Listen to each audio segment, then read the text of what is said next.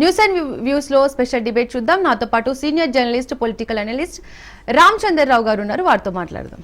నమస్తే సార్. నమస్తే సార్, పాకిస్తాన్తో అయోధ్య చర్చలపై మోడీ ఇచ్చిన సందేశంతో దేశ ప్రజల మధ్య ఉన్న అనుమానాలు కూడా తొలగిపోయే అవకాశం ఉందా? అంటే దేశ ప్రజల్లో మనం ఈ ఆపరేషన్ సింధూర్ ప్రారంభించినప్పుడు ఎలాంటి ఒక రకమైన ఒక సెంటిమెంట్స్ ఫ్లేర్ అయ్యాయి అనే విషయం మనం చూసాం దీపిక. ముఖ్యంగా ఏంటంటే ఈ తీవ్రవాదులు వచ్చి 27 మంది టూరిస్టులని హతమార్చినప్పుడు మొత్తం 50 దేశం ఉలిక్కి పడింది. అంటే ఇది ఇంకా ఎంతకాలం ఈ రకంగా అటాక్ చేసుకుంటూ వెళ్ళడం. ఇంకోటి ఏంటంటే వాళ్ళు మతం పేరు చెప్పి వాళ్ళ మతం అడిగి వాళ్ళని హతమార్చడాన్ని మనం చూసాం. దాంతో ఏంటంటే ఒక మతానికి వాళ్ళు వ్యతిరేకం అనే ఒక సంకేతాన్ని ఇవ్వాలనుకున్నారు. దానికి సంబంధించి మన ఇండియాలో ఒక భయానకమైన ఒక వాతావరణాన్ని సృష్టించాలనేది పాకిస్తాన్ ప్రేరేపిత ఉగ్రవాదుల ఒక లక్ష్యం అనేది మనకు అర్థమైపోయింది. దాని తర్వాత మన ప్రతిచర్య ఎలా ఉంటుందని చెప్పి కూడా అందరూ ఎక్స్పెక్ట్ చేసిన విషయాన్ని మనం చూసాం. దానికి అనుగుణంగా ఇప్పుడు మన భారతదేశం తరఫున ఆపరేషన్ సింధూర్ని మనం తీసుకుని ఆపరేషన్ ద్వారా ఉగ్రవాద శిబిరాలని పాకిస్తాన్ ఆక్యుపైడ్ కాశ్మీర్తో పాటు పాకిస్తాన్ ఎక్కడెక్కడ తీవ్రవాద స్థావరాలు కొన్ని ఉన్నాయో వాళ్ళ భూభాగంలోకి వెళ్ళి కూడా కొన్ని సందర్భాల్లో మనం అక్కడికి వెళ్ళి కూడా మనం అటాక్ చేయడాన్ని మనం చూసాం. అంటే ఆపరేషన్ సింధూరు స్టార్ట్ చేసిన తర్వాత ఇది యుద్ధానికే దారితీస్తుందని చెప్పి అందరూ ఎక్స్పెక్ట్ చేశారు. దానికి తగ్గట్టుగానే అటువైపు నుంచి పాకిస్తాన్ కూడా ఎదురు కాల్పులు జరిపి మన మీద ఒక రకమైన కవ్వింపు చర్యలకు పాల్పడిన విషయాన్ని మనం చూసాం. అంటే చివరికి ఇది ఎక్కడికి దారితీస్తుంది, యుద్ధానికే దారితీస్తుందని చెప్పి అందరూ ఒక రకమైన ఒక యుద్ధ వాతావరణం అనేది నెలకొంది రెండు దేశాల మధ్య. అయితే 2-3 రోజుల తర్వాత all of sudden cease fire అంటే కాల్పుల విరమణకి రెండు దేశాలు అంగీకరించాయని చెప్పి ఒక ప్రకటన వచ్చింది. అయితే ఈ కాల్పుల విరమణకు సంబంధించి కూడా ఏమైంది, మనం కాకుండా అమెరికా తరపున ఆ స్టేట్మెంట్ ఇవ్వడం జరిగింది. అమెరికా అధ్యక్షుడు ట్రంప్ వచ్చి నేను చొరవ తీసుకోవడం వల్లే రెండు దేశాలు కూడా కాల్పుల విరమణకి అంగీకరించాయి, యుద్ధాన్ని సమసిపోయేటట్టు నేనే చేశానని చెప్పి ఆయన ఆ క్రెడిట్ తీసుకున్నాడు. ఆ ప్రకటన చేసిన తర్వాత మనం ఈ కాల్పుల విరమణకి అంగీకరించడం జరిగింది అనేటట్టు ఒక రకమైన మెసేజ్ వెళ్ళింది. కానీ కాల్పుల విరమణ ప్రకటించిన 3 గంటల్లోనే మళ్ళీ పాకిస్తాన్ నుంచి మన మీద ఎదురు కాల్పులు జరిపారు.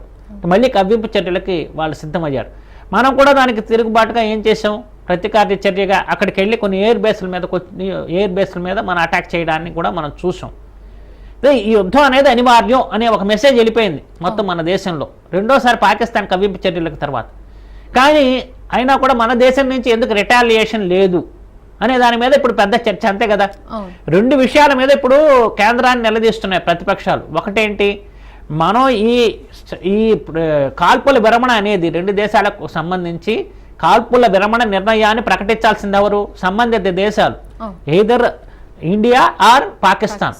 కానీ దీనికి సంబంధం లేకుండా 3వ వ్యక్తి ఎవరో అమెరికా అధ్యక్షుడిగా ఉండి ఆయన వచ్చి నేను చెప్పడం వల్లే కాల్పుల విరమణకి వీళ్ళు సిద్ధమయ్యారు అంటే మీరెందుకు అమెరికా చేతిలో మొత్తం ఈ వ్యవహారాన్ని తీసుకెళ్ళి పెట్టారు? నిజానికి ఏంటంటే ఎప్పుడు కాశ్మీర్ వ్యవహారం కానీ భారత్ పాక్ల మధ్య ఎప్పుడైనా యుద్ధ వాతావరణం నెలకొన్నప్పుడు కానీ ఇంతకు ముందు కూడా పలు సందర్భాల్లో ఇందిరాగాంధీ ఒక క్లియర్ కట్ మెసేజ్ ఇచ్చింది. అప్పట్లో ఉన్న అమెరికా అధ్యక్షుడు ఈ విషయంలో నేను చొరవ తీసుకుంటానని చెప్పి బంగ్లాదేశ్ యుద్ధం, మనం బంగ్లాదేశ్ని విభజన చేసే సందర్భంలో పాకిస్తాన్ తోటి యుద్ధం జరిగినప్పుడు అమెరికా అధ్యక్షుడు ఈ విషయంలో నేను చొరవ తీసుకుని మీకు ఏదన్నా సమస్యను పరిష్కరించమంటారా అంటే 3వ వ్యక్తి ఈ విషయంలో తలదూర్చడానికి అవకాశమే లేదు, మేము అవకాశమే ఇవ్వము అని చెప్పి ఇందిరాగాంధీ చెప్పడాన్ని మనం చూసాం. ఇప్పుడు అన్ని సోషల్ మీడియాలో అందరూ కూడా అదే పోస్ట్ని మనం ట్యాగ్ చేసి వాళ్ళు మొత్తం ఫార్వర్డ్ చేస్తున్న విషయాన్ని మనం గమనిస్తున్నాం. ఎందుకంటే ఇందిరాగాంధీ టైంలో ఈ రకమైన ఒక యుద్ధ వాతావరణం నెలకొన్నప్పుడు మన పాకిస్తాన్ మీద విజయం సాధించాం. అప్పుడు కూడా అమెరికా పాకిస్తాన్ని కాపాడడానికి మేము ఇన్వాల్వ్ అవుతాం, కావాలంటే మేము ఇద్దరి మధ్య సయోధ్య కుదర్చడానికి మేము చొరవ తీసుకుంటాం అంటే అవసరం లేదు, మా విషయం మేము తేల్చుకుంటాం, మీరు దీంట్లో తలదూర్చాల్సిన అవసరం లేదని చెప్పేసింది. ఎందుకు ఇప్పుడు మోడీ ఆ రకంగా చెప్పలేకపోయారు? ఇప్పుడు ప్రతిపక్షాలు, కాంగ్రెస్ మిగిలిన ప్రతిపక్షాలు నిలదీస్తున్న విషయం అదే. కాబట్టి ఏంటంటే ఈ ఆపరేషన్ సింధూర్ అనే దానికి సంబంధించి ఇక్కడ ఒక మెయిన్ చర్చ, ఇప్పుడు బీజేపీ వాళ్ళు దీనికి సంబంధించి నిన్న మోడీ మాట్లాడిన మాటల్లో కూడా మనం గమనించామంటే ఇది యుద్ధం కాదు, మనం పాకిస్తాన్తో యుద్ధం చేయాల, కేవలం మన మీద ఉగ్రవాదాన్ని ప్రేరేపిస్తున్న వాళ్ళకి ఉగ్రవాదుల్ని టార్గెట్ చేసి ఆపరేషన్ సింధూర్ అనే దాన్ని మేము మొదలుపెట్టాం. కానీ మీ పాకిస్తాన్ మీదకి వెళ్ళి యుద్ధం చేయాలనేది మా లక్ష్యం కాదనేది మోడీ ప్రసంగాన్ని చూసిన తర్వాత నాకు స్పష్టంగా అర్థం అయిపోతుంది ఇదేంటి దేనికోసమని, ఒక టాస్క్ కోసమని వీళ్ళు ఈ ఆపరేషన్ సింధూర్ అనే దాన్ని మొదలుపెట్టారు. దాని లక్ష్యం ఏంటి, మన మీద ఎవరైనా ఉగ్రవాదులు వచ్చి పాకిస్తాన్ ప్రేరేపిత ఉగ్రవాదులు మన మీద దాడి చేస్తే టెర్రరిస్టులు, వాళ్ళ మీద ఏ రకమైన తిరుగుబాటు ఉంటుంది, వాళ్ళని ఏ రకంగా అణిచేస్తాం మేము, ఇంతకుముందు వచ్చి మేము ఉక్కుపాదంతో అణిచేస్తామని చెప్పి ప్రభుత్వాలు చెప్పడమే తప్ప కార్యాచరణలోకి వెళ్ళిన సందర్భాలు చాలా తక్కువ కదా. కానీ ఈ ఒక్కసారి మాత్రమే పాకిస్తాన్ భూభాగంలోకి వెళ్ళి కూడా టెర్రరిస్ట్ క్యాంప్స్ ఎక్కడెక్కడ ఉన్నాయో వాటన్నిటి మీద మేము అటాక్ చేసి వచ్చామని చెప్పి నిన్న మోడీ చెప్పారు. కాబట్టి ఆపరేషన్ సింధూర్ అనే దాని లక్ష్యం ఏంటంటే ఉగ్రవాదం తీవ్రవాదం ఎక్కడైతే ఉందో వాళ్ళు ఉగ్రవాదులు మన మీద ఎవరైతే దాడి చేయాలనుకుంటున్నారో వాళ్ళ మీదకి వెళ్ళి మనం కొట్టడానికి సిద్ధమవుతాం. కానీ పాకిస్తాన్ మీద వెళ్ళి వాళ్ళ పౌరుల మీద మనం ఇప్పుడు పాకిస్తాన్ మన పౌరుల మీద వచ్చి డ్రోన్స్ ప్రయోగించి కొంతమంది మీద అటాక్ చేసి హతమార్చిన విషయాన్ని మనం చూసాం పోస్ట్ ఆపరేషన్ సింధూర్. కానీ మనం లక్ష్యం అది కాదు కదా. మనం వచ్చి వాళ్ళ ఆర్మీ క్యాంపులను కొట్టాలని లేదు, వాళ్ళ పౌరుల మీదకి వెళ్ళి మనం వచ్చి దాడి చేయాలనేది మన లక్ష్యం కాదు. మన లక్ష్యం ఏంటి, కేవలం ఉగ్రవాదులు ఎవరైతే మన మీదకి వచ్చి దాడి చేస్తున్నారో ఒకవేళ దాడి చేస్తే వాళ్ళని మనం ప్రతీకారం తీర్చుకుంటూ ఉండడంలో ఎలాంటి సందేహం లేదు, ఆ మెసేజే ఇచ్చామంటున్నారు. కాబట్టి ప్రతిపక్షాలకు కానీ దేశ ప్రజలకు కానీ మోడీ ఇచ్చిన సందేశం ఏంటంటే ఆపరేషన్ సింధూర్ అనేది పాకిస్తాన్ మీద యుద్ధం కాదు, ఇది కేవలం ఉగ్రవాదుల్ని అణిచివేసేందుకు భారత ప్రభుత్వం ఏమాత్రం వెనకాడదు అనే ఒక మెసేజ్ ఇవ్వడానికే ఈ రకమైన మనం వచ్చి ఈ దాడి చేసాం అనేది మనకు స్పష్టంగా అర్థమవుతోంది. దీపిక సార్, ఇప్పుడు మోడీ ఇచ్చిన ప్రకటనతో భారత్ పాక్ మధ్య యుద్ధం ఆగిపోయినట్లే అని భావించవచ్చా? అది యుద్ధమే కాదు అంటున్నాను. ఇప్పుడు అందరూ అనుకుంటున్నది అదే, యుద్ధం ఆగిపోయింది అనే ఒక ప్రచారం జరుగుతుంది కదా. మోడీ చెప్పింది కూడా అదే విషయం చెప్పారు. యుద్ధం అనేది కాదు, ఇది కేవలం మన ఉగ్రవాదం. ఒకవేళ పాకిస్తాన్ దాన్ని ఉగ్రవాదుల మీద చేసిన దాడిని వాళ్ళ మీద చేసిన దాడిగా భావిస్తే ఇప్పుడు మనం ఎక్కడికి ఈ సమస్య వస్తుంది. నిజంగా మోడీ వ్యూహాత్మకంగా ఈ ఆపరేషన్ సింధూర్ అనే దాన్ని మొదలు పెట్టారనే మనం భావించాల్సి ఉంటుంది. ఎందుకంటే పాకిస్తాన్లో ఆర్మీని ఉగ్రవాదుల్ని విడదీసి చూడడానికి లేదు. ఎందుకంటే ఆర్మీ ఏదైతే ఉందో మనం చూసాం, మొన్న ఉగ్రవాద శిబిరాల మీద దాడి చేసి ఉగ్రవాదులు కొంతమంది చచ్చిపోతే ఆర్మీ వాళ్ళు వెళ్ళి వాళ్ళకి మొత్తం ప్రభుత్వ లాంఛనాలతోటి అంత్యక్రియలు చేశారు. దాన్ని బట్టి ఏంటి, అక్కడ ఆర్మీ సపోర్ట్ తోటే ఉగ్రవాదం అనేది ఇంకా రోజు రోజుకి పెరుగుతోందనే విషయం మనకు స్పష్టంగా అర్థమవుతుంది. నిజం చెప్పాలంటే పాకిస్తాన్ బడ్జెట్లో ఎక్కువ మెజార్టీ భాగం వచ్చి వాళ్ళు ఈ ఉగ్రవాదాన్ని ప్రేరేపించడానికే కేటాయిస్తున్నట్టు కూడా మనకి చాలా ఆధారాలు ఉన్నాయి. నిజానికేంటి, మనం వచ్చి సైనికులు మన ఏదైతే ఒక రక్షణ శాఖ ఉంటుంది, రక్షణ శాఖకు సంబంధించి మనం ఒక బడ్జెట్ కేటాయిస్తాం, డిఫెన్స్ బడ్జెట్ అనేది మనం కేటాయిస్తాం. కానీ వాళ్ళు కేటాయించే డిఫెన్స్ బడ్జెట్ ఏంటి, వాళ్ళ దృష్టిలో డిఫెన్స్ అంటే ఏంటంటే ఉగ్రవాదులకి శిక్షణ ఇవ్వడమే. మనం మిలిటరీకి సంబంధించిన శిక్షణ ఇచ్చి సైనికులను తయారు చేస్తే వాళ్ళు ఏం చేస్తారు, ఈ సైనికుల పేరుతోటి ఉగ్రవాదుల్ని వాళ్ళు ట్రైనింగ్ ఇచ్చి మన భారత్ మీదకి పంపించడం తప్ప వాళ్ళకి వేరే లక్ష్యమే లేదు. కాబట్టి ఏంటంటే యుద్ధం అనే దానికి సంబంధించి యుద్ధం అనేది జరగలేదు, ఇది కేవలం ఉగ్రవాదుల మీద జరిపిన దాడే అని చెప్పి పదే పదే మోడీ నిన్న ప్రస్తావించారు. రెండో విషయం ఏంటంటే ఇప్పుడు ఈ కాల్పుల విరమణకు సంబంధించి కూడా ఒక పెద్ద ఎత్తున చర్చ జరిగింది. ఆల్ ఆఫ్ సడన్ ఎందుకు మీరు ఆపేశారు, ఆపరేషన్ సింధూని ఇంకా కొనసాగించి ఉండొచ్చు కదా, ఆపేయాల్సిన అవసరం ఏంటి అని అన్నారు. ఇక్కడ ఆపేశాం అనే దానికి సంబంధించి ఇది ముగింపు కాదు, కేవలం విరామమే అనే విషయాన్ని ఆయన ఒక స్పష్టత ఇచ్చారు మోడీ గారు. కాబట్టి ఏంటంటే ఇప్పుడు ఆపరేషన్ సింధూర్ అనే దానికి సంబంధించి మనం రాబోయే రోజుల్లో ఎలా ఉండబోతోంది అనే దానికి సంబంధించి కూడా ఆయన క్లారిటీ ఇచ్చేశారు. అయితే ఇక్కడ కాల్పుల విరమణ అనేది ఎందుకు చేయాల్సి వచ్చింది అనే దాని మీద ఇప్పుడు ఆయన సమాధానం చెప్తారు అని చెప్పి అందరూ అనుకున్నారు. దానికి ఆయన అన్నది ఏంటి, కాల్పుల విరమణ అనేది ఇప్పుడు మనం ఈ విషయంలో మనం వాళ్ళు ఎప్పటికప్పుడు ఈ సరిహద్దు ప్రాంతాల్లో వాళ్ళు ఏదన్నా కవ్వింపు చర్యలకు పాల్పడితే దానికి కూడా మేము తిరుగుబాటు చేయడానికి ప్రతీకారం తీర్చుకోవడానికి సిద్ధంగానే ఉన్నాం, ఎక్కడ మేము వెనక్కి తగ్గలేదు. అయితే పాకిస్తాను ఈ విషయంలో ఎలా వ్యవహరించబోతోందనే దాని మీద వాళ్ళ వైఖరి ఆధారపడి ఉంటుంది అని ఇంకో విషయం కూడా ఆయన స్పష్టం చేశారు. రక్త నీరు ఒకే నదిలో ప్రవహించలేవు అని చెప్పారు. దానికి సంకేతం ఏంటి, మీరు ఈ రకంగా వ్యధవేషాలు వేస్తే మీకు సింధు నది జలాల విషయంలో మేము ఏదైతే అగ్రిమెంట్ని రద్దు చేశామో, ఆ ఒప్పందాన్ని రద్దు చేశామో ఆ విషయానికే కట్టుబడి ఉండాల్సి ఉంటుంది. మీ వైఖరిని బట్టే మేము సింధు నది జలాల్ని ఇప్పుడు వర్షాకాలం స్టార్ట్ అయిన తర్వాత కిందకి పంపించాలి కదా, అది కనుక పంపించకపోతే పూర్తిగా ఎండిపోతుంది పాకిస్తాన్. మంచినీళ్ళు తాగడానికి కూడా ఉండవు. అలాంటి పరిస్థితి మీరు కోరుకుంటున్నారా లేకపోతే శాంతికి సిద్ధం అవుతారా అనే ఒత్తిడిని ఇంకా ఆ రకమైన మెసేజే ఇచ్చారు.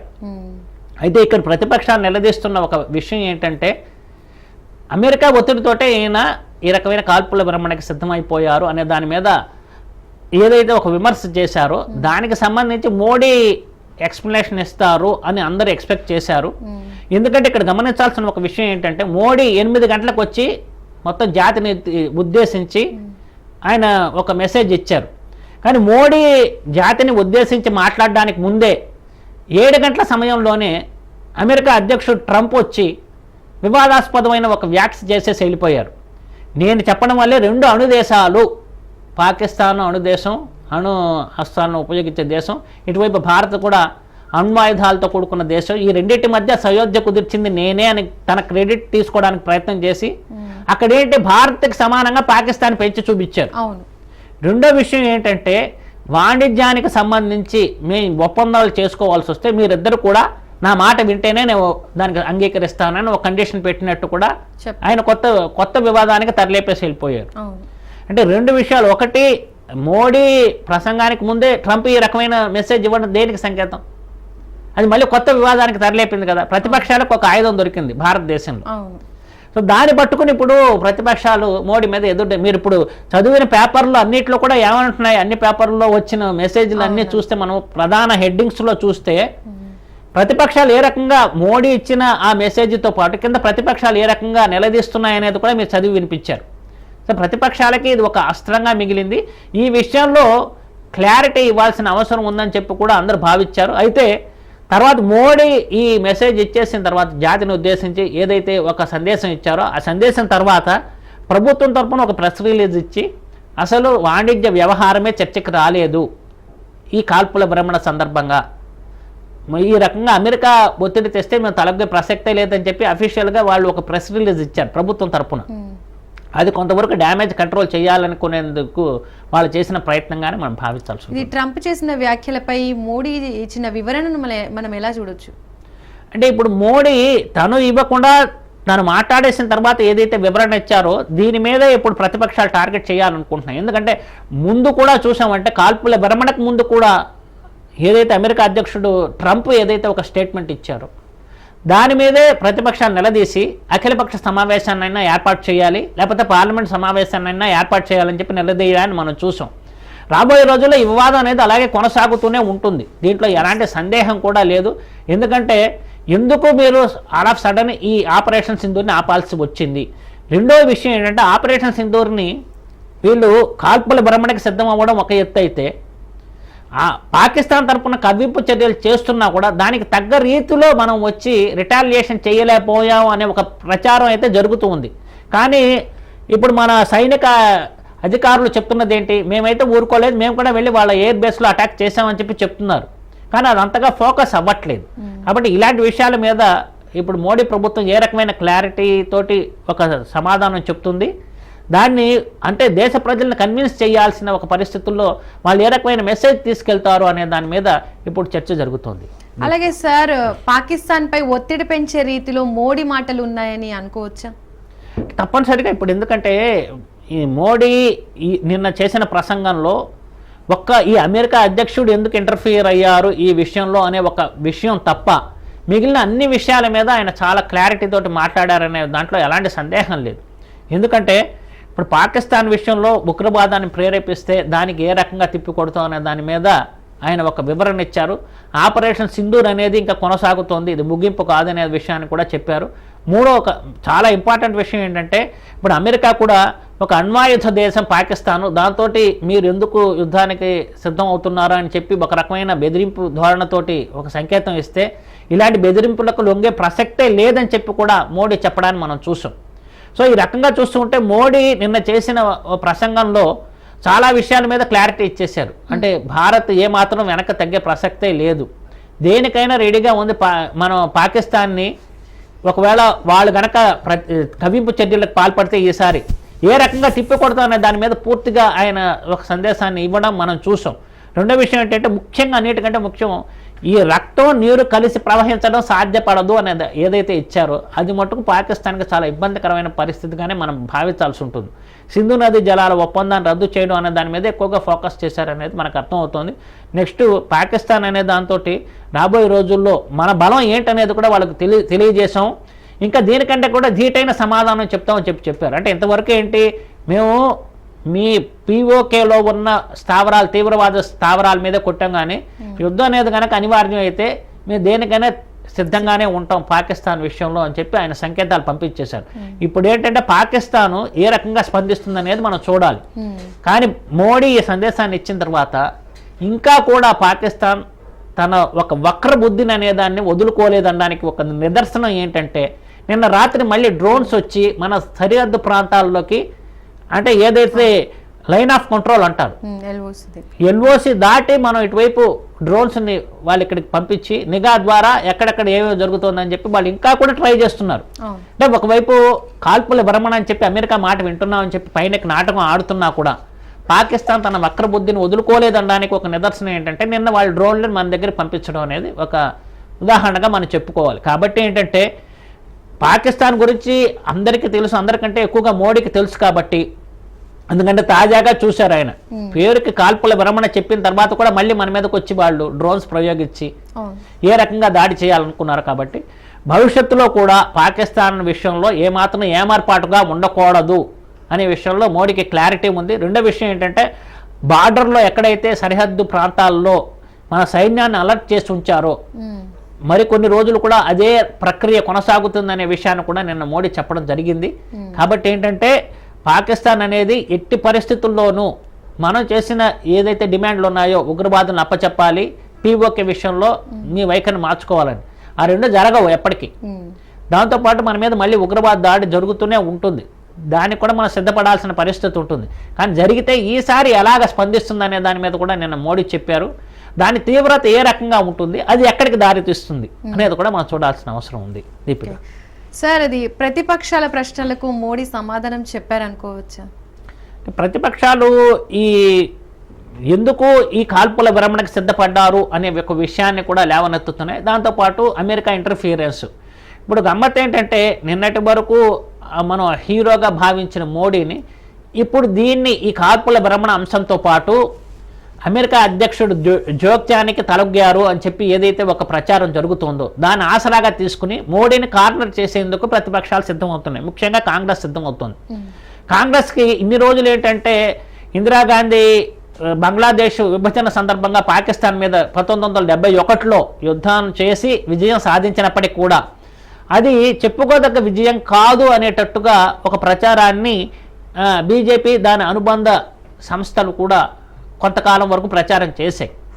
అయితే మన లక్ష్యాన్ని చేరుకోలేకపోయాం, పీఓకేని ఆ సందర్భంగా మనం తీసేసుకుని ఉంటే బాగుండేదనే ఒక ప్రచారాన్ని చేశాయి. అక్కడ ఫెయిల్ అయిపోయింది ఇందిరాగాంధీ గవర్నమెంట్ అని చెప్పి కూడా వాళ్ళు ప్రచారం చేయడానికి చూసాం. కానీ ఇప్పుడు ఈ అవకాశాన్ని ఉపయోగించుకుని ఇంతకాలం మమ్మల్ని ఏ రకంగా విమర్శలు చేశారో వాళ్ళ మీద మనం ఎదురుదాడి చేయడానికి ఒక అవకాశం దొరికింది, ఒక అస్త్రం దొరికింది ప్రతిపక్షాలకు అని చెప్పి వాళ్ళు భావిస్తున్నారు. అందుకనే మనం చూసామంటే గత 3 రోజులుగా ఇందిరాగాంధీ సాధించిన విజయాన్ని స్ఫూర్తిగా తీసుకుని, ఆ విక్టరీని స్ఫూర్తిగా తీసుకుని ఇప్పుడు మోడీ ఎందుకు చేయలేకపోతున్నారు అనే ఒక విషయాన్ని వాళ్ళు పదే పదే ప్రస్తావిస్తున్నారు. అది ఒక రకంగా చెప్పాలంటే బీజేపీకి దాని అనుబంధ సంస్థలకు కూడా ఒక ఇరిటేషన్గా ఉంది.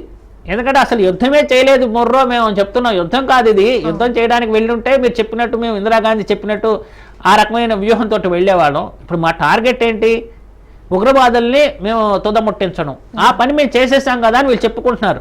కానీ దేశ ప్రజలు ఎలాంటి ఫీలింగ్ వచ్చేసింది, మోడీ యుద్ధానికి సిద్ధమైపోయారు, ఈసారి వెళ్ళి పాకిస్తాన్ని కొట్టేసి మొత్తం అక్కడ ఉన్న పీఓకేని ఆక్యుపై చేసుకుని వచ్చేస్తారు అనేటట్టు ఒక మెసేజ్ వెళ్ళిపోయింది. పీఓకేని ఆ రకంగా తీసుకోవాలంటే అలాగ మనం యుద్ధం చేసేసి లాక్కొని రావడం అనేది ఆక్రమణ అవుతుంది. కానీ దాన్ని ఏ రకంగా చేయాలి, చర్చల ద్వారానే దాన్ని పరిష్కరించుకోవాలి. గతంలో యుద్ధాలు జరిగినప్పుడు కూడా పీఓకేని ముట్టుకోకపోవడానికి కారణం ఏంటంటే పీఓకేని తీసుకునే అవకాశాలు ఉన్నాయా, అదే ఆ పీఓకేని ఏ రకంగా తీసుకోవాలనే దాని మీద ఇప్పుడు మోడీ ప్రభుత్వం ఆలోచిస్తోంది. దానికి పాకిస్తాన్ మీద ఎన్ని రకాలుగా ఒత్తిడి తేవాలో అన్ని రకాలుగా ఒత్తిడి తెచ్చే అవకాశం కనిపిస్తుంది మనకి. ఎందుకంటే పీఓకేని ఎందుకు తీసుకోవాలనుకుంటుంది, నిజానికి ఆ పీఓకే విషయంలో మొదటి నుంచి ఎందుకు వివాదం ఉందంటే అక్కడి నుంచే చొరబాట్లు అనేవి ఎక్కువగా ఉంటున్నాయి. అవును. తీవ్రవాదుల చొరబాటు అనేది ఎక్కువ జరుగుతున్నది, ఇన్ఫిల్ట్రేషన్ అంటారు దాన్ని ఏ రకంగా తీవ్రవాదులు లోపలికి వస్తున్నారంటే ఆ ప్రాంతం నుంచే వస్తున్నారు. అందుకని మనం మొన్న వెళ్ళి టార్గెట్ చేసిన ప్రాంతం ఏదైతే ఉందో అదే, అక్కడే ఎక్కువ ఉగ్రవాద శిబిరాలు ఎక్కువగా ఉండేది అక్కడే. కాబట్టి దాన్ని ఏ రకంగా కంట్రోల్ చేయాలనే దాని మీద మనం ఆలోచించి పీఓకేని మళ్ళీ స్వాధీనం చేసుకోవాలన్న దాని మీద వెళ్తుంది. మనం వెళ్ళి రాత్రికి దాడి చేసేసి తీసుకోవాలనుకుంటే అది ఆక్రమణ కిందకు వస్తుంది. అప్పుడు ప్రపంచ దేశాలన్నీ కూడా భారత్ వైఖరిని తప్పుపట్టే అవకాశం ఉంటుంది. కానీ దీనికి ఒత్తిడి తీసుకొచ్చి ఇప్పుడు సింధు నది జలాలు ఉన్నాయి, దీన్ని మనం విడుదల చేయాలంటే ఇలాంటి కండిషన్స్ ఏవేవి ఉన్నాయో పాకిస్తాన్ని ఈ రకంగా చక్రబంధంలో ఇరికించి వాళ్ళు బయటకు రాలేని పరిస్థితి క్రియేట్ చేసి అప్పుడు మనం ఈ డిమాండ్ని తెర మీదకి తీసుకురావాలనేది మోడీ ప్రభుత్వం వ్యూహంగా ఉంది. కానీ ప్రతిపక్షాలు దానికి అవకాశం ఇవ్వట్లేదు కదా. ఎందుకంటే ఎవరికి వాళ్ళు ఇప్పుడు రెండు విషయాలు ఉంటాయి. దేశ భద్రత అనేది ఒక విషయం, మన పాలకుల వ్యవహారం అనేది ఒక విషయం. దేశ భద్రత విషయంలో ఎవరు రాజీ పడరు, అందరూ ప్రభుత్వానికే సపోర్ట్ చేస్తారు. ఆల్ పార్టీ మీటింగ్ పెట్టి నేను వెళ్ళి పాకిస్తాన్ మీద దాడి చేద్దాం అనుకుంటున్నా, పీఓకేలో తీవ్రవాదుల మీద దాడి చేద్దాం అనుకుంటున్నాను ఆపరేషన్ సింధూర్ పేరుతోటి అని చెప్పి ఆల్ పార్టీ మీటింగ్ పెట్టి మోడీ చెప్పారు. అప్పుడు ఎవరన్నా అబ్జెక్ట్ చేశారా? అందరూ సపోర్ట్ చేశారు. మోడీ మీరు ఏ నిర్ణయం తీసుకున్నా దేశ భద్రత కోసం అని మేమందరం మీ వైపే ఉంటామని చెప్పారు. కానీ అది అయిపోయిన తర్వాత ఎప్పుడు కాల్పుల విరమణ అని చెప్పారో మీరు ముందు ఆపరేషన్ సింధూర్ అనే దానికి మమ్మల్ని అడిగారు కదా, ఏమంటే మేము వెళ్ళి దాడి చేస్తాం మీరు అందరూ సపోర్ట్ చేయండి అని. మరి ఆపరేషన్ సింధూర్ను ఆపుతున్నాం, తాత్కాలికంగా విరామం ఇస్తున్నాము అని చెప్పినప్పుడు మరి మా దగ్గర మీరు ఒకసారి సంప్రదించాలి కదా, ఎందుకు ఆపుతున్నారు, ఏ కారణం చూపించి ఆపుతున్నారు అనేది మమ్మల్ని సంప్రదించుంటే మేము కరెక్టే, మీరు చేసుకుంటున్న నిర్ణయం కరెక్టే అని చెప్పేవాడు. ఆల్ ఆఫ్ సడన్ మీరు రాత్రికి రాత్రి డిక్లేర్ చేస్తారు. పోనీ మీరైనా చెప్పారా? మీరు చెప్పలేదు. ఎవరో అమెరికాలో కూర్చుని ట్రంప్ చెప్తూ ఉంటే దానికి మీరు తల ఊపారు. ఎందుకు అసలు దీని మధ్య ఏం జరిగింది, ఈ మిస్టరీ ఏంటి, ఎందుకు ఆగింది, ఆల్ ఆఫ్ సడన్ మీరు ఆపాల్సిన కారణం ఏంటి? సో ఇలాంటి విషయాల మీద క్లారిటీ ఇవ్వాలని ప్రతిపక్షాలు కార్నర్ చేస్తున్నాయి. ఇప్పటికీ నిన్న ఇచ్చిన సందేశం ద్వారా కానీ నిన్న ఇచ్చిన ప్రెస్ రిలీజ్ ద్వారా కానీ కేంద్ర ప్రభుత్వం నుంచి ప్రజలకు ఒక మెసేజ్ ఇచ్చినప్పటికి కూడా ప్రతిపక్షాలు నోరు మీయించడం ఈ విషయంలో అనేది కొంతకాలం పడుతుంది. దాన్ని ఏ రకంగా కన్విన్స్ చేస్తుంది అనేది ఇప్పుడు బీజేపీ వ్యూహం మీద, ఇప్పుడు మోడీ ఒక చాతుర్యత మీద ఆధారపడి ఉంటుంది. అది ఓకే సార్. డిబేట్ కంటిన్యూ చేసే ముందు బులెటిన్ షార్ట్ బ్రేక్ తీసుకుందాం. Stay tune. Welcome back to news and వ్యూస్లో స్పెషల్ డిబేట్. సార్ ఇప్పుడు మళ్ళీ పాకిస్తాన్ కవింపు చర్యలకు పాల్పడింది కదా, ట్రంప్ ఎలా స్పందిస్తారు? ఇక్కడ ట్రంప్ వైఖరి అనేది మొదటి నుంచి చూస్తూ ఉంటే ట్రంపే కాదు అమెరికా అనేది పాకిస్తాన్ని చాలా వాళ్ళకి నిజంగా చెప్పాలంటే ఒక నమ్మిన చాలా సన్నిహితమైన ఒక మిత్రుడు ఎవరైనా ఉన్నారంటే అమెరికా, పాకిస్తాన్కి అమెరికానే. ఎందుకంటే ఒకవైపు చైనా అనే దానికి అమెరికాకి పచ్చగడ్డేస్తే భగ్గుమంటూ ఉంటుంది. కానీ ఈ రెండు దేశాలు పైనకి శత్రుత్వం ప్రదర్శిస్తున్నప్పటికి కూడా పాకిస్తాన్ విషయంలో చూస్తే ఇద్దరు వైఖరి ఒకే రకంగా ఉంటుంది. చైనాను పాకిస్తాన్కి సపోర్ట్ చేస్తూ ఉంటుంది, అమెరికా కూడా పాకిస్తాన్కి సపోర్ట్ చేస్తూ ఉంటుంది. పాకిస్తాన్ అనేది మన ఇండియాకి పెద్ద శత్రువు అని తెలుసు. మరి అమెరికా విషయంలో మనం ఎంత సానుకూల వైఖరిని అనుసరిస్తున్నప్పటికి కూడా అమెరికా అనేది మళ్ళీ పాకిస్తాన్ వైపే మొగ్గు చూపుతున్న విషయం మనం చూస్తున్నాం. ఇప్పుడు నిన్న ట్రంప్ మాట్లాడిన మాటల్లో కూడా చూస్తే ఒక అణ్వస్త్ర దేశం పాకిస్తాన్ అని చెప్పి దాని రేంజ్ని పెంచేశారు. నిజానికి అణ్వస్త్రాన్ని వాడేంత ధైర్యం చెయ్యదు పాకిస్తాన్, కానీ మన ఇండియాను భయపెడుతున్నట్టు ఆయన మాటలు ఉన్నాయి. రెండో విషయం కనుక మనం చూసామంటే పాకిస్తాన్ విషయంలో ఇప్పుడు మీరు అన్నారు నిన్న మోడీ ప్రసంగం చేసిన తర్వాత మళ్ళీ డ్రోన్లను మన సరిహద్దు ప్రాంతాల్లోకి పంపించి వాళ్ళు ఆపరేషన్ చేస్తున్నారు. మరి దీని విషయంలో ఎవరు మాట్లాడాలి? అంటే నేను చెప్పినందువల్లే రెండు దేశాలు విన్నాయని చెప్పి ఏదైతే క్లెయిమ్ చేసుకున్నాడో ట్రంప్, మరి ఆయన కదా దీని గురించి మాట్లాడాలి. కానీ ఆయన దీని గురించి అసలు పట్టించుకోడు. రెండో విషయం ఏంటి, నిషేధిత తీవ్రవాద సంస్థలు, బ్యాండ్ టెర్రరిస్ట్ ఆర్గనైజేషన్స్ ఎక్కడున్నాయంటే పాకిస్తాన్లోనే ఉన్నాయి పెద్ద సంఖ్యలో. మిగిలిన దేశాల్లో ఎక్కడైనా టెర్రరిజాన్ని ప్రోత్సహిస్తే వాళ్ళ మీద ఆర్థిక ఆంక్షలు విధిస్తాము అని చెప్పి పదే పదే అమెరికా చెప్తూ ఉంటుంది. కానీ పాకిస్తాన్లో ఇన్ని తీవ్రవాద సంస్థలు ఎక్కడే వాళ్ళు కేంద్రాన్ని ఏర్పాటు చేసుకుని శిబిరాలను ఏర్పాటు చేసుకుని ఉన్నాయని తెలిసినా కూడా ఎందుకు అమెరికా నుంచి ఆ రకమైన చర్యలు ఉండవు అంటే దాన్ని బట్టి మనకు అర్థమైపోతుంది అమెరికా పాకిస్తాన్ మీద ఎంత ప్రేమ చూపిస్తూ ఉంది అనే విషయం. ఇప్పుడు మీరు అడిగారు ఈ రకంగా వైలేషన్ చేశారు అనేది. ఇప్పుడు మన ఇండియా మీద ఒక రకంగా చెప్పాలంటే ట్రంప్ ఈ కాల్పుల విరమణ విషయంలో ఇండియాకు ఒక సూచన చేశానని చెప్పి ఉంటే, అది నిజంగా జరిగి ఉంటే ఇప్పుడు నిన్న జరిగిన ఆ విరమణకి కారణం ఏంటి? పాకిస్తాన్ అనేది పూర్తిగా డిఫెన్స్లో పడిపోయింది. మన ఇండియా కొట్టడం మొదలుపెట్టిన తర్వాత, ఎదురుదాడి చేయడం మొదలుపెట్టిన తర్వాత పాకిస్తాన్ కాపాడడానికే కదా ఇప్పుడు అమెరికా ఈ విషయంలో జోక్యం చేసుకుని కాల్పుల విరమణకి మనం ఒప్పించింది. మరి అదే విషయం ఇప్పుడు మనకు కూడా వర్తించాలి కదా. దానికి సంబంధించి వాళ్ళు కవింపు చర్యలకు పాల్పడుతున్నారు, మీరు ఆ రకంగా చేయడం తప్పు అని చెప్పి పాకిస్తాన్కి చెప్పాలి కదా. అది వాళ్ళు పెద్ద సీరియస్గానే తీసుకోవట్లేదు. తీవ్రవాదం అనేది మిగిలిన ఏ ప్రాంతంలో జరిగినా కూడా పర్వాలేదు, భారతదేశంలో జరిగితే తప్ప వాళ్ళు దాన్ని పెద్ద దీనిగా సీరియస్గా తీసుకోరు. అదే కనుక ఇజ్రాయిల్లోనో మిగిలిన దేశాల్లో ఎక్కడైనా జరిగితే తీవ్రవాదం అనేది వెంటనే మేము దాని విషయంలో జోక్యం చేసుకుంటామని అమెరికా స్టేట్మెంట్ ఇస్తూ ఉంటాం. కానీ ఇక్కడ జరుగుతున్నది ఏంటి, అన్నిటికంటే పెద్ద విషయం ఏంటి, అక్కడే తీవ్రవాద నిషేధ సంస్థలే కాదు, అమెరికాకు మోస్ట్ వాంటెడ్ బిన్ లాడెన్ దొరికింది కూడా పాకిస్తాన్లోనే. అయినా ఆ దేశం మీద ఎలాంటి చర్యలు ఉండవు. అంటే ఈ విషయంలో అందుకని ఏంటంటే మా పేరుకి భారత్ విషయంలో వాళ్ళు కొంత సానుకూల వైఖరిని అనుసరిస్తున్నట్టు కనిపించినా కూడా వాళ్ళ మనసులో ఎప్పటికీ పాకిస్తానే తమకి నిజమైన మిత్రుడు అనే ఒక ఆలోచన అయితే అమెరికాకు ఉంది. ఇందులో ఎలాంటి సందేహం లేదు. అందుకనే ఏంటంటే అమెరికా నిన్న జరిగిన ఈ పరిణామాలను చూస్తున్నప్పుడు అమెరికా అధ్యక్షుడు ట్రంప్ కూడా పాకిస్తాన్కి సానుకూల వైఖరిని అనుసరిస్తున్నారనే ఒక ప్రచారం కూడా బాగా ప్రజల్లోకి వెళ్ళిపోతోంది. ఈ విషయంలో దానికి ఆస్కారం లేకుండా వ్యవహరించాల్సింది రాబోయే రోజుల్లో మోడీ ప్రభుత్వం ఈ విషయంలో వాళ్ళు చాలా అప్రమత్తంగా వ్యవహరించాల్సిన అవసరం ఉంది. ఎందుకంటే ఆ మెసేజ్ కనుక ప్రజల్లో బాగా వెళ్ళిపోయిందంటే అమెరికా చేతుల్లో మన కీలు బొమ్మగా మారిపోయాం అనేటట్టు కూడా ప్రచారం జరుగుతుంది. అందుకని వెంటనే మేలుకున్నారు మోడీ కూడా. ఎట్టి పరిస్థితుల్లో మేము అలాంటి దానికి అంగీకరించామని చెప్పి కూడా ఆయన ప్రభుత్వం తరపున ఒక ప్రెస్ రిలీజ్ ఇవ్వడానికి చూసాం. సార్, ఇప్పుడు సీజ్ ఫైర్ ఎందుకు చేశారంటూ భారత ప్రభుత్వంపై ఒత్తిడి కూడా పెరుగుతుంది. ప్రధాని మోడీ నిర్ణయంతో మెజార్టీ ప్రజలు అసంతృప్తితో ఉన్నారా? అంటే సీజ్ ఫైర్ విషయంలో అదే సీజ్ ఫైర్ అనేది ఏంటి, యుద్ధం జరుగుతున్నప్పుడు సీజ్ ఫైర్, ఇక్కడ యుద్ధం జరుగుతున్నప్పుడు సీజ్ ఫైర్ కాదు కదా. ఆపరేషన్ సింధూర్కి చిన్న బ్రేక్ ఇచ్చామని చెప్పి చెప్తున్నారు. నిజానికి యుద్ధం జరగలేదు. పాకిస్తాన్ చేసిన దానికి మనం కూడా ప్రతీకార దాడులు చేసేసిన తర్వాత అప్పుడు మనం ఆపితే అది. కానీ నిన్న మోడీ ఇచ్చిన వివరణ ఏంటి, యుద్ధమే జరగలేదు, సీజ్ ఫైర్కి ఛాన్సే లేదు, ఇది ఆపరేషన్ సింధూర్కి చిన్న విరామం ఇచ్చామని చెప్పారు. ఆపరేషన్ సింధూర్ అనేది యుద్ధం కాదు కదా.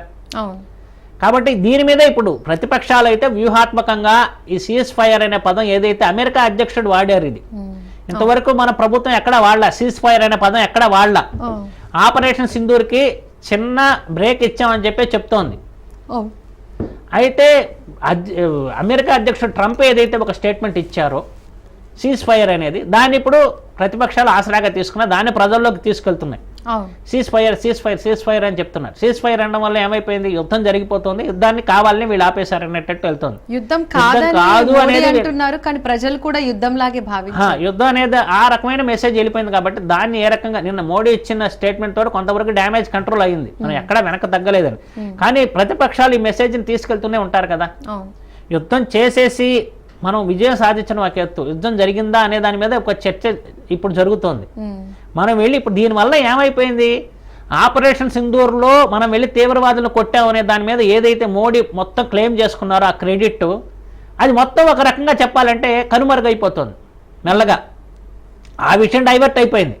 మనం వెళ్ళి అన్ని తీవ్రవాదులను 100 మందిని హతమార్చం అనేది ఏదైతే ప్రొజెక్ట్ చేసుకుందో ప్రభుత్వం, ఆ సబ్జెక్ట్ డైవర్ట్ అయిపోయి వీళ్ళు ఎందుకు ఆపారు కాల్పుల విరమణ అనే దాని మీద ఫోకస్ అయిపోయింది. అవునా కదా. ఒక 4 రోజులుగా చూస్తే మనం ఎందుకు వెనక, దీనికి ప్రధాన కారణం ఏంటంటే పాకిస్తాన్ డ్రోన్స్ మన మీదకి వచ్చి ఇక్కడ ఉన్న వాళ్ళని అటాక్ చేస్తున్నప్పటికీ కూడా మనం సరైన రీతిలో తిప్పి కొట్టలేకపోతున్నాం అనే ప్రచారం జరిగింది. కానీ నిజంగా మనం కూడా తిరుగుబాటు కొన్ని మనం ప్రతీకారంగా కొన్ని దాడులు చేసాం.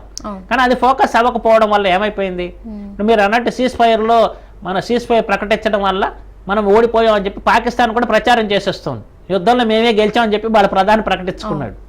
సో ఆ రకమైన ప్రచారం చేస్తున్నారు. కాబట్టి దీన్ని ఏ రకంగా తిప్పి కొట్టబోతున్నాం అనేది, మళ్ళీ ఏదైనా ఇన్సిడెంట్స్ జరిగినప్పుడు మన భారత ప్రభుత్వం నుంచి ఏ రకమైన ప్రతీకార చర్య ఉండబోతోంది అనే దాని మీద ఇప్పుడు రాబోయే రోజుల్లో ఈ మొత్తం వ్యవహారానికి ఒక సమాధానం అనేది ఎప్పుడు వస్తుందంటే, ఇప్పుడు అమెరికా వైఖరి విషయంలో కానీ ఇప్పుడు పాకిస్తాన్ విషయంలో ఏ రకమైన చర్యలు తీసుకుంటాం అనేది రాబోయే రోజుల్లో ఏదైనా ఇన్సిడెంట్స్ జరిగితే దానికి మన ప్రతీకార చర్య ఎలా ఉండబోతుంది అనే దాని మీద ఆధారపడి ఉంటుంది. సార్, కాల్పుల విరమణ ఒప్పందాన్ని పాకిస్తాన్ ఇప్పటికే చాలా సార్లు కూడా విస్మయించింది.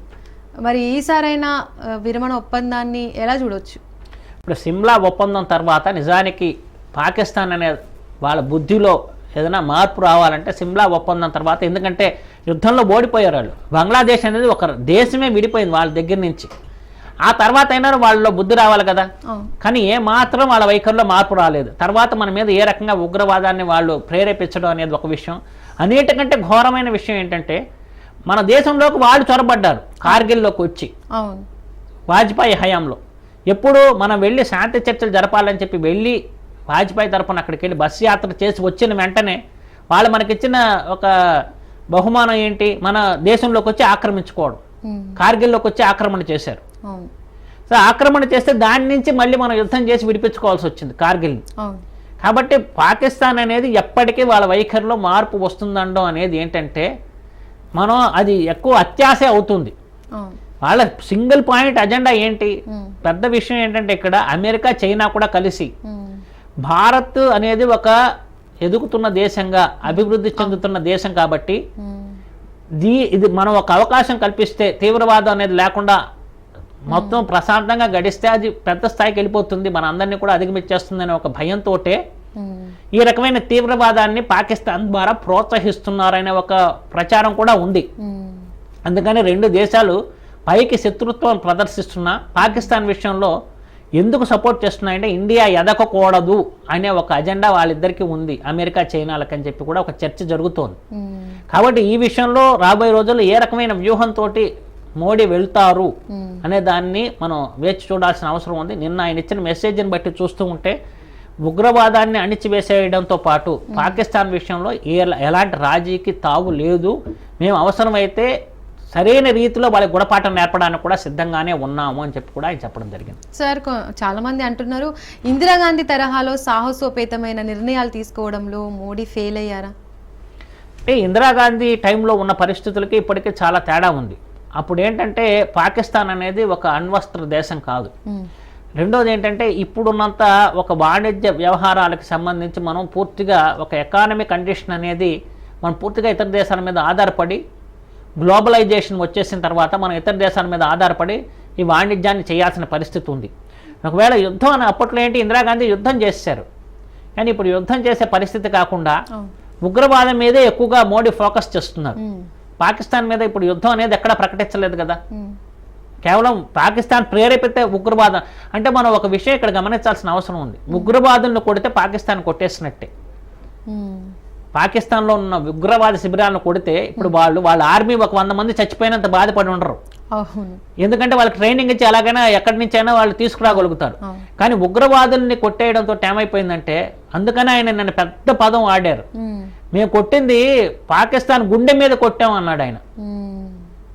గుండె మీద అంటే ఏంటి, వాళ్ళ గుండె ఎక్కడుంది, తీవ్రవాదుల శిబిరాల్లో ఉంది. అందుకని ఆ పదాన్ని వాడారు మోడీ.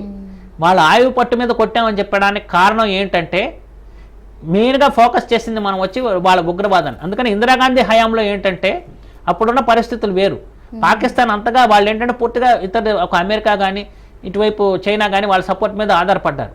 అప్పుడు మనం బలమైన పొజిషన్లో ఉన్నాం. ఒక దేశాన్ని విభజించడంలో మన కీలక పాత్ర పోషించామంటే అప్పుడు ఎంత పటిష్టమైన పరిస్థితుల్లో భారత్ ఉంది, ఎంత బలహీన పరిస్థితుల్లో పాకిస్తాన్ ఉందని చెప్పి మనకు తెలుసు. కానీ ఇప్పుడు కూడా వాళ్ళలో పెద్ద మనతో కంపేర్ చేస్తే వాళ్ళు చాలా దారుణమైన పరిస్థితుల్లో ఉన్నారు. ఒక ఎకానమీ కండిషన్లో, ఆర్థిక వ్యవహారాల్లో కానీ మిగిలిన విషయాల్లో కానీ మనం చూసామంటే ఎందుకు ఇప్పుడు ఈ యుద్ధాన్ని వాళ్ళు సీజ్ ఫైర్ చేయాలని అమెరికా కాళ్ళబేరానికి వెళ్ళిందని చెప్పి మోడీ చెప్పారు కదా, ఎందుకు సడన్గా వాళ్ళు ఈ రకంగా కాళ్ళబేరానికి వెళ్ళారంటే 2 రోజులు పెట్రోల్ బంక్ మూసేటప్పటికే పాకిస్తాన్లో పరిస్థితి అతలాకుతలం అయిపోయింది. ట్రాన్స్పోర్టేషన్ ఆగిపోయింది, వాళ్ళకి తినడానికి తిండి లేని పరిస్థితి వచ్చేసింది. ఇదే ఒక 10 రోజులు కంటిన్యూ అయితే ఇంకా వాళ్ళ చేయి దాడిపోతుంది పరిస్థితి. ఒకవైపు ఇంటర్నేషనల్ మానిటరీ ఫండ్ నుంచి వాళ్ళకి రావాల్సిన శాంక్షన్స్ కూడా డిలే అవుతున్నాయి.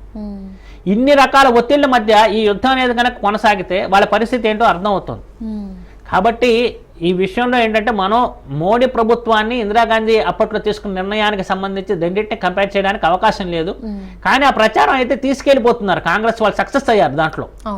సోషల్ మీడియాలో ఇందిరాగాంధీ చేసినట్టు ఈయన చేయలేకపోతున్నారు అనే దానిలో వీళ్ళు క్లెయిమ్ చేసుకుంటున్నారు. ఎందుకంటే వాళ్ళు ఎందుకు ఈ విషయాన్ని ప్రస్తావిస్తున్నారంటే పదే మోడీ ఈ యుద్ధాన్ని ఒక సెంటిమెంట్గా వాడుకుని ప్రతిసారి ఎన్నికల సందర్భంలో బెనిఫిట్ పొందుతున్నారు. ఎప్పుడైతే ఏదైనా రాష్ట్రాల్లో ఎన్నికలు వచ్చినప్పుడు ఈ యుద్ధ వాతావరణం అనేది క్రియేట్ చేసి సెంటిమెంట్ ఫ్లేరప్ చేసి ప్రజల్లో దాని ద్వారా ఆయన రాజకీయ లబ్ధి పొందుతున్నారు కాబట్టి ఈసారి మేము కూడా ఎందుకు వదిలేయాలి, మాకు దొరికిన అవకాశాన్ని ఎందుకు వదులుకోవాలి అనే దాని మీద వీళ్ళు ఆలోచిస్తున్నారు. Okay, thank you so much sir for special debate. ఇది ఇవాళ news and views special debate. Keep watching Raj news.